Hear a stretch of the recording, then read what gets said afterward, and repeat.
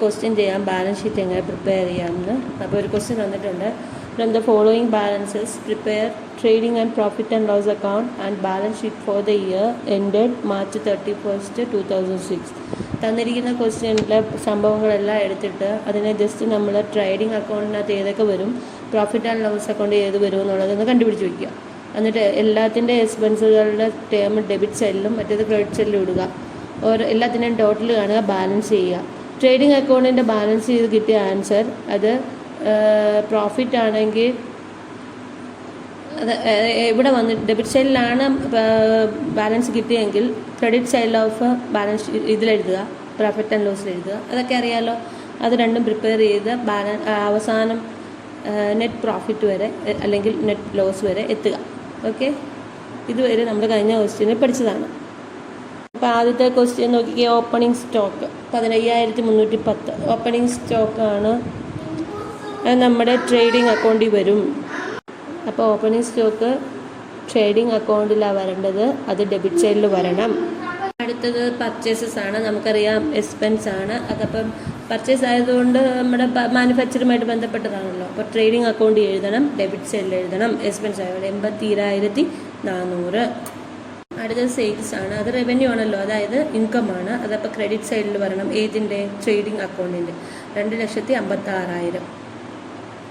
അടുത്ത് തന്നിരിക്കുന്നത് returns debit, പിന്നെ അതിൻ്റെ അടുത്തത് റിട്ടേൺസ് ക്രെഡിറ്റ് എന്നാണ്. അതായത് സെയിൽസ് റിട്ടേൺസ്, പർച്ചേസ് റിട്ടേൺസ് എന്നൊന്നും പറഞ്ഞിട്ടില്ല. അപ്പോൾ ആലോചിച്ചോണം, നമ്മൾ ഏതാണ് സെയിൽസിനെ എന്താ ചെയ്ത് ക്രെഡിറ്റ് ചെയ്യുമായിരുന്നു. അപ്പോൾ റിട്ടേൺസിനെ എന്ത് ചെയ്യണം? ഡെബിറ്റ് ചെയ്യണം. അപ്പം റിട്ടേൺസ് ഡെബിറ്റ് എന്ന് പറയുന്നത് എന്താണ്? സെയിൽസ് റിട്ടേൺ ആണ്. അപ്പോൾ നമ്മളവിടെ ഡെബിറ്റ് സൈഡിൽ എഴുതണം. നമുക്ക് മനസ്സിലായി സെയിൽസ് റിട്ടേൺ ഏതാണ്, പർച്ചേസ് റിട്ടേൺ ഏതാണെന്ന് മനസ്സിലായി. റിട്ടേൺ ഡെബിറ്റ് എന്ന് പറഞ്ഞു കഴിഞ്ഞാൽ ക്രെഡിറ്റ് ചെയ്ത സാധനം തിരിച്ചു വന്നു എന്ന് അർത്ഥം. അപ്പോൾ അവിടെ കൊണ്ട് അതിൽ നിന്ന് കുറച്ചാൽ മതി. മറ്റേത് റിട്ടേൺ ക്രെഡിറ്റ് എന്ന് പറഞ്ഞു കഴിഞ്ഞാൽ പർച്ചേസ് റിട്ടേൺ എന്നാണ് അർത്ഥം. പർച്ചേസ് ചെയ്യുന്ന ഈ എമൗണ്ട് കുറച്ച് എഴുതിയിട്ട് ടോട്ടൽ എഴുതിയാൽ മതി. അടുത്തത് ഫാക്ടറി റെൻ്റ് ആണ്. അത് ഡയറക്റ്റ് എക്സ്പെൻസ് ആണ്. സോ ഡെബിറ്റ് ഇൻ മറ്റേ ട്രേഡിംഗ് അക്കൗണ്ട്. ഓക്കെ, അപ്പം ഡയറക്റ്റ് എക്സ്പെൻസ് എല്ലാം ട്രേഡിംഗ് അക്കൗണ്ടിൻ്റെ എക്സ്പെൻസ് സൈഡിൽ തന്നെ എഴുതണം, ഡെബിറ്റ് സൈഡിൽ തന്നെ എഴുതണേ. അത് കസ്റ്റം ഡ്യൂട്ടിയാണ്, സാധനം കൊണ്ടുപോകാൻ വേണ്ടി കൊടുക്കുന്നതല്ലയോ. അപ്പോൾ അത് ഡയറക്റ്റ് എക്സ്പെൻസ് ആണ്. സോ ട്രേഡിംഗ് അക്കൗണ്ടിൽ ഡെബിറ്റ് പാർട്ടിൽ എഴുതണം. അടുത്തത് പിന്നെ കോള, ഗ്യാസ്, പവർ അതെല്ലാം ഡയറക്റ്റ് എക്സ്പെൻസ് ആണ്. അത് നമ്മുടെ ട്രേഡിംഗ് അക്കൗണ്ടിൻ്റെ ഡെബിറ്റ് പാർട്ടിൽ എഴുതണം. പിന്നെ വേജസ് ആൻഡ് സാലറി വന്നിട്ടുണ്ട്. അതപ്പോൾ ഇൻഡയറക്റ്റ് എക്സ്പെൻസ് ആയിട്ട് എടുക്കണം. പ്രോഫിറ്റ് ആൻഡ് ലോസ് അക്കൗണ്ടിൻ്റെ എക്സ്പെൻസ് എഴുതണം.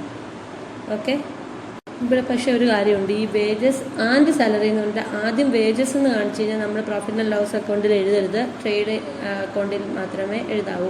അതിൻ്റെ ഡെബിറ്റ് സൈഡിൽ എഴുതണം. പക്ഷേ സാലറി ആൻഡ് വേജസ് എന്ന് പറഞ്ഞു കഴിഞ്ഞാൽ തിരിച്ച് നമ്മുടെ പ്രോഫിറ്റ് ആൻഡ് ലോസ് അക്കൗണ്ടിൽ വേണം എഴുതാൻ. ഓക്കെ, ഡിസ്കൗണ്ട് DR എന്നാണ്. അതായത് DR എന്ന് കണ്ടാൽ ഒട്ടും ഡെബിറ്റ് ബാലൻസ് എന്ന് പറഞ്ഞാൽ എക്സ്പെൻസ് ആയിരുന്നു. അപ്പോൾ അത് നമ്മുടെ പ്രോഫിറ്റ് ആൻഡ് ലോസ് അക്കൗണ്ടിൻ്റെ ഡെബിറ്റിൻ്റെ പാർട്ടിൽ എഴുതണം. അടുത്തത് കമ്മീഷൻ CR എന്ന് പറഞ്ഞാൽ കമ്മീഷൻ കിട്ടി എന്നാണ് അർത്ഥം, റിസീവ്ഡ് എന്നാണ് അർത്ഥം. നമ്മൾ പ്രോഫിറ്റ് ആൻഡ് ലോസ് അക്കൗണ്ടിൻ്റെ ക്രെഡിറ്റ് സൈഡിലാണ് ചെയ്യേണ്ടത്. അടുത്തത് ബാഡ് ഡെബ്റ്റ്സ് ആണ്, കിട്ടാത്ത കടമാണ് എന്ന് പറയുന്ന ഇൻഡയറക്റ്റ് എക്സ്പെൻസസ് ആണ്. നമ്മൾ പഠിച്ചായിരുന്നു കഴിഞ്ഞ ക്വസ്റ്റ്യനിലും. അപ്പോൾ ഇത് പ്രോഫിറ്റ് ആൻഡ് ലോസ് അക്കൗണ്ടിൻ്റെ ഡെബിറ്റ് പാർട്ടിലാണ് എഴുതുക. അടുത്തത് ബാഡ് ഡെബ്റ്റ്സ് റിക്കവേർഡ്. റിക്കവേർഡ് മീൻസ് അത് കിട്ടത്തില്ല എന്ന് വിചാരിച്ചൊരു സാധനം കിട്ടി, അത് നമ്മളുടെ റവന്യൂ ആണ്. അപ്പോൾ അത് ഇൻകം ആണല്ലോ, ഇൻഡയറക്റ്റ് ഇൻകം ആണ്. സോ പ്രോഫിറ്റ് ആൻഡ് ലോസ് അക്കൗണ്ടിൻ്റെ ക്രെഡിറ്റ് പാർട്ടിൽ അത് എഴുതണം. വേണ്ടോ അപ്രന്റീസ്ഷിപ്പ് പ്രീമിയം, അതായത് ഈ ട്രെയിനിങ് ഒക്കെ കൊടുക്കാൻ വേണ്ടി കിട്ടുന്ന പൈസ, അതെന്തായാലും ഇൻകം ആണല്ലോ, ഇൻഡയറക്റ്റ് ഇൻകമാണ്. അപ്പോൾ പ്രോഫിറ്റ് ആൻഡ് ലോസ് അക്കൗണ്ടിൻ്റെ ക്രെഡിറ്റ് പാർട്ടിൽ എഴുതണം. അടുത്തത് പ്രൊഡക്ഷൻ എക്സ്പെൻസസ് ആണ്. പ്രൊഡക്ഷനുമായിട്ട് ബന്ധപ്പെട്ട എക്സ്പെൻസ് എല്ലാം നമ്മൾ ട്രേഡിംഗ് അക്കൗണ്ടിൽ എഴുതുക, എക്സ്പെൻസ് ആയതുകൊണ്ട് ഡെബിറ്റ് പാർട്ടിൽ എഴുതുക. അടുത്തത് അഡ്മിനിസ്ട്രേറ്റീവ് എക്സ്പെൻസസ് എന്ന് പറയുന്ന ഒരു ഇൻഡയറക്റ്റ് എക്സ്പെൻസ് ആണ്. അതുകൊണ്ട് പ്രോഫിറ്റ് ആൻഡ് ലോസ് അക്കൗണ്ടിൻ്റെ ഡെബിറ്റ് പാർട്ടിൽ വേണം എഴുതാൻ. അടുത്തത് ക്യാരേജ് ആണ്. അത് ഡയറക്റ്റ് എക്സ്പെൻസ് ആണ്. നമ്മൾ ട്രേഡിംഗ് അക്കൗണ്ടിൻ്റെ ഡെബിറ്റ് പാർട്ടിൽ എഴുതണം. ക്യാരേജ് ഇൻവേർഡ് എന്നാണ് തന്നതെങ്കിലാണ് നമ്മൾ ട്രേഡിംഗ് അക്കൗണ്ടിൽ ഡെബിറ്റ്സ് ചെയ്തത്. ക്യാരേജ് ഔട്ട്വേർഡ് എന്ന് പറഞ്ഞാൽ പ്രോഫിറ്റ് ആൻഡ് ലോസ് അക്കൗണ്ടിൻ്റെ ഡെബിറ്റിൽ പോകും. പക്ഷേ ഇവിടെ വെറും ക്യാരേജ് തന്നിട്ടുണ്ടെങ്കിൽ അത് എപ്പോഴും ട്രേഡിംഗ് അക്കൗണ്ടിലേ എഴുതാവും. ഓക്കെ, അപ്പോൾ ഇനിയുള്ളത് ക്യാപിറ്റലാണ്. അത് ബാലൻസ് ഷീറ്റിൻ്റെ ലയബിലിറ്റിയിൽ ഇടുമെന്ന് നമ്മൾ പഠിച്ചിട്ടുണ്ടല്ലോ. അടുത്തത് ഡ്രോയിങ്സ്. അതും നമ്മളിവിടെ ഇടേണ്ടത് ബാലൻസ് ഷീറ്റിൻ്റെ ലയബിലിറ്റിയിലാണ് ഇടുന്നത്. അത് സൺട്രി ഡെപ്റ്റേഴ്സ് ആണ്. സൺട്രി ഡെപ്റ്റേഴ്സ് മീൻസ് എന്താ, നമുക്ക് കാശ് തരാനുള്ളതാണ്, അതായത് നമ്മുടെ അസറ്റാണ്. നമ്മളപ്പോൾ ബാലൻസ് ഷീറ്റിൻ്റെ അസറ്റിൽ എഴുതും. ബി ബ്രാക്കറ്റ് ഇട്ട് എ എഴുതണേ, അസറ്റ് എന്നാണ് വരുന്നതെങ്കിൽ. ലയബിലിറ്റി എന്ന് പറയുന്നത് ബി ബ്രാക്കറ്റ് ഇട്ട് എൽ എന്ന് എഴുതും. ഓക്കെ. അടുത്ത സൺട്രി ക്രെഡിറ്റേഴ്സ്, അത് നമ്മളുടെ ലയബിലിറ്റിയാണ്, ബി ബ്രാക്കറ്റിൽ എൽ. അത് ഡിപ്രീസിയേഷൻ എന്ന് പറഞ്ഞു കഴിഞ്ഞാൽ അതൊരു ഇൻഡയറക്റ്റ് എക്സ്പെൻസ് ആണ്. നമ്മുടെ ഇത് കുറഞ്ഞുകൊണ്ടിരിക്കുക, തേയ്മാനം സംഭവിക്കുക. അപ്പോൾ ഇൻഡയറക്റ്റ് എക്സ്പെൻസ് വരുമ്പോൾ നമ്മൾ എപ്പോഴും പഠിച്ചിട്ടുണ്ട് പ്രോഫിറ്റ് ആൻഡ് ലോസിൻ്റെ ഡെബിറ്റ് പാർട്ടിൽ എഴുതണം. പി ആൻഡ് എൽ എന്നിട്ടിട്ട് ബ്രാക്കറ്റ് ഡി ആർ എന്ന് എഴുതിയാൽ മതി. ഓക്കെ. ഇനി എന്താണ് ചാരിറ്റി? ചാരിറ്റി എന്ന് പറഞ്ഞാൽ നമ്മൾ ക്യാഷ് കൊടുത്താണല്ലോ, അപ്പോൾ നമുക്ക് എക്സ്പെൻസ് ആണ് ഉണ്ടായത്. അപ്പോൾ പ്രോഫിറ്റ് ആൻഡ് ലോസിൽ ഡെബിറ്റ് സൈഡിൽ വേണം എഴുതാൻ. അടുത്തത് ക്യാഷ് ബാലൻസ്. അപ്പോൾ അതെന്ന് പറഞ്ഞാൽ അസറ്റല്ലേ, ക്യാഷ് ബാലൻസും ബാങ്ക് ബാലൻസും എല്ലാം. അപ്പോൾ അതെല്ലാം ഇവിടെ വരും, ബാലൻസ് ഷീറ്റിൻ്റെ അസറ്റായിട്ട് വരും. അടുത്തത് ബാങ്ക് ബാലൻസ്. മുമ്പേ പറഞ്ഞ പോലെ ബാങ്ക് ബാലൻസ് വന്നാലും ക്യാഷ് ബാലൻസ് വന്നാലും ബാലൻസ് ഷീറ്റിൻ്റെ അസറ്റിൽ വേണം എഴുതാൻ. അടുത്ത് നോക്കിയാൽ ബാങ്ക് ചാർജസ്. അതെന്ന് പറയുന്നത് ഇൻഡയറക്റ്റ് എക്സ്പെൻസ് ആണ്. ഇൻഡയറക്റ്റ് എക്സ്പെൻസ് ആണെങ്കിൽ profit and loss account debit സൈഡിൽ നമ്മൾ എഴുതണം. ഓക്കെ. ഇനി എന്താണ് എസ്റ്റാബ്ലിഷ്മെൻറ്റ് എക്സ്പെൻസസ്? എന്താണ് ഈ എസ്റ്റാബ്ലിഷ്മെൻറ്റ് എക്സ്പെൻസസ് എന്ന് പറഞ്ഞാൽ ഒരു സംഭവമേ നമ്മൾ തുടങ്ങണമെങ്കിൽ അതിന് ചിലവാക്കുന്ന പൈസ എന്ന് പറഞ്ഞാൽ ഇൻഡയറക്റ്റ് എക്സ്പെൻസസ് ആണ്, പ്രോഫിറ്റ് ആൻഡ് ലോസിൻ്റെ ഡെബിറ്റ് സൈഡിൽ വരും. ഇനി അടുത്തത് പ്ലാന്റ്. അടുത്ത പ്ലാന്റ് എന്ന് പറഞ്ഞു കഴിഞ്ഞാൽ അത് നമ്മുടെ ഒരു അസറ്റ് അല്ലേ, അപ്പോൾ നമ്മുടെ ബാലൻസ് ഷീറ്റിൻ്റെ അസറ്റിൽ കാണിക്കണം. അടുത്തത് ലീസ് ഹോൾഡ് ബിൽഡിംഗ്, അതും ഒരു അസറ്റാണ്, അതും ബാലൻസ് ഷീറ്റിൻ്റെ അസറ്റിൽ കാണിക്കണം. അടുത്തത് സെയിൽ ടാക്സ് കളക്റ്റഡ് എന്ന് പറഞ്ഞാൽ നമ്മുടെ ലയബിലിറ്റി ആണല്ലോ, ടാക്സ് കൊടുക്കേണ്ടത്. അപ്പോൾ അത് ബാലൻസ് ഷീറ്റിൽ ലയബിലിറ്റി സൈഡിൽ വരണം. ഓക്കെ. ഇനി അടുത്തത് ഗുഡ് വിൽ. ഗുഡ് വില്ല്, പേറ്റൻറ്റ്, ട്രേഡ് മാർക്ക്, ഇതെല്ലാം എന്താണ്, ഇൻടാഞ്ചിബിൾ അസറ്റ്സ് അല്ലേ. ഇവരെ 3 പേരെയും ബാലൻസ് ഷീറ്റിൻ്റെ അസറ്റ് സൈഡിൽ വേണം രേഖപ്പെടുത്താൻ. ഓക്കെ. ഇനി അടുത്തത് ലോൺ സി ആർ, ക്രെഡിറ്റ് ആണ് ലോൺ. ലോൺ ക്രെഡിറ്റ് എന്ന് പറഞ്ഞാൽ നമ്മൾ കടമെടുത്ത ലോൺ എന്നർത്ഥം. അപ്പോൾ ലയബിലിറ്റി സൈഡിൽ എഴുതണം, ഏതിൻ്റെ, ബാലൻസ് ഷീറ്റിൻ്റെ. അടുത്തത് ഇൻട്രസ്റ്റ് ഓൺ ലോൺ. ഇതെന്ന് പറഞ്ഞാൽ നമ്മൾ എടുത്ത ലോണിൻ്റെ ഇൻട്രസ്റ്റ് അടച്ചു എന്ന്, അതിപ്പോൾ ഇൻഡയറക്റ്റ് എക്സ്പെൻസ് ആണ്, പ്രോഫിറ്റ് ആൻഡ് ലോസ് അക്കൗണ്ടിൻ്റെ ഡെബിറ്റ് സൈഡിൽ എഴുതും. ഇനി ഏറ്റവും ലാസ്റ്റിൽ കിടപ്പുണ്ട് the value of the closing stock on March 31st 2006 was 25,400. അതെങ്ങനെ നമ്മൾ പറഞ്ഞാൽ ക്ലോസിംഗ് സ്റ്റോക്ക് ക്രെഡിറ്റ് ചെയ്യണമെന്ന് ഇവിടെ ട്രേഡിംഗ് അക്കൗണ്ടിൽ. നമ്മൾ കഴിഞ്ഞ ക്വസ്റ്റ്യനിൽ അത് പഠിച്ചായിരുന്നു. അന്നേരം നമ്മൾ ബാലൻസ് ഷീറ്റ് പഠിക്കാത്തതുകൊണ്ടാണ് പറയാവുന്നത്. ക്ലോസിംഗ് സ്റ്റോക്ക് നമ്മൾ 2 എടുത്ത് കാണിക്കണം. ഇത് 2, 3 കൂടെ ചെയ്യാനുള്ള ക്വസ്റ്റ്യൻ ആണെങ്കിൽ നമ്മളുടെ ട്രേഡിംഗ് അക്കൗണ്ടിൻ്റെ ക്രെഡിറ്റ് സൈഡിലും കാണിക്കണം, ബാലൻസ് ഷീറ്റിൻ്റെ അസറ്റ് സൈഡിലും കാണിക്കണം. ഓക്കെ. ഇനി നമുക്കിത് കോളം വരച്ചൊന്ന് എഴുതാം.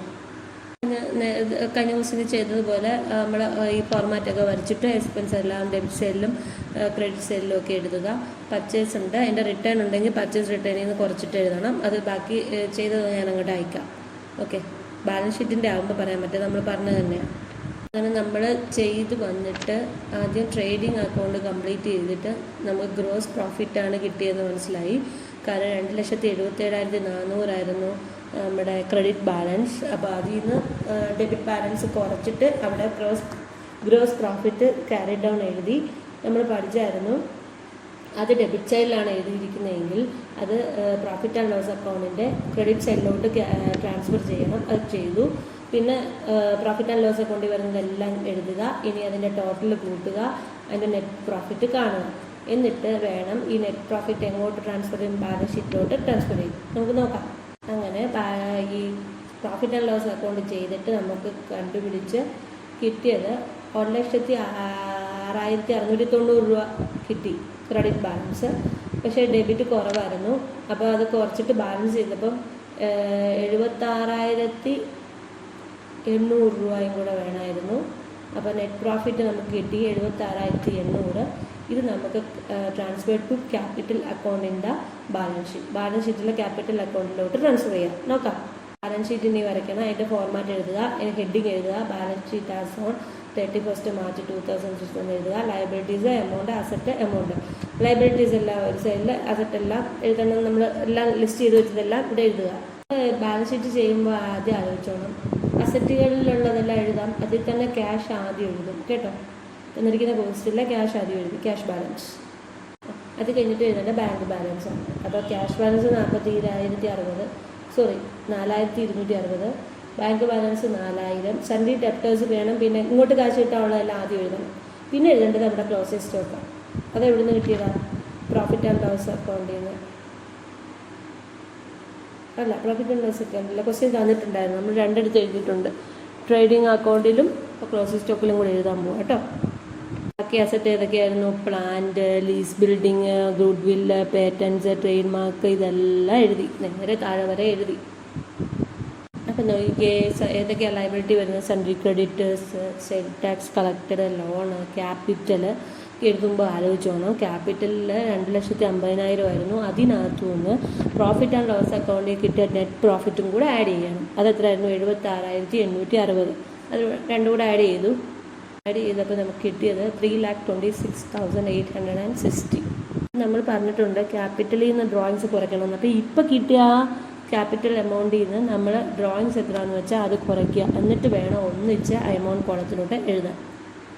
അങ്ങനെ മൈനസ് ചെയ്ത് കിട്ടിയ ടോട്ടൽ എമൗണ്ട് ഫോർ ക്യാപിറ്റൽ എന്ന് പറഞ്ഞാൽ 2,78,860 ആണ്. അപ്പോൾ ഇത്രയും എൻട്രീസേ നമുക്ക് ഇതിനകത്ത് എഴുതാനുള്ളൂ. ഇനി ചെയ്യേണ്ടത് നമ്മൾ സാധാരണ ചെയ്യുന്ന പോലെ ഡെബിറ്റും ക്രെഡിറ്റ് സൈഡും കൂട്ടുന്ന പോലെ ഇവിടെ അസറ്റ് സൈഡും ലയബിലിറ്റി സൈഡും കൂട്ടുക. അപ്പോൾ രണ്ട് സൈഡും കൂട്ടുമ്പോൾ ഒരേ എമൗണ്ട് വരണം, എന്നാലേ നമ്മൾ ചെയ്തത് പ്രിപ്പറേഷൻ കറക്റ്റ് ആവുള്ളൂ. ബാലൻസ് ഷീറ്റ് ടാലി ആയി എന്ന് പറയും. അപ്പോൾ അതായത് കിട്ടിയ എമൗണ്ട് 3,70,860 കിട്ടിയ രണ്ട് സൈഡിലും. അത്രയാക്കി ടാലിയാക്കി വെച്ചാൽ മാത്രമേ പരീക്ഷയ്ക്ക് ഫുൾ മാർക്ക് കിട്ടത്തുള്ളൂ. ഇത്രയുമേ ഉള്ളൂ നിങ്ങൾക്ക് ഈ ചാപ്റ്ററിനകത്ത് അവർ ഫോക്കസ് ഏരിയക്കകത്ത് പറഞ്ഞിരിക്കുന്നത്. ഈ പ്രോബ്ലം ഒന്ന് ചെയ്യാൻ പഠിച്ചേ വരത്തുള്ളൂ. അത് ആ റൂൾസൊക്കെ മനസ്സിലാക്കി നമുക്ക് ചെയ്യാവുന്നതേ ഉള്ളൂ കേട്ടോ.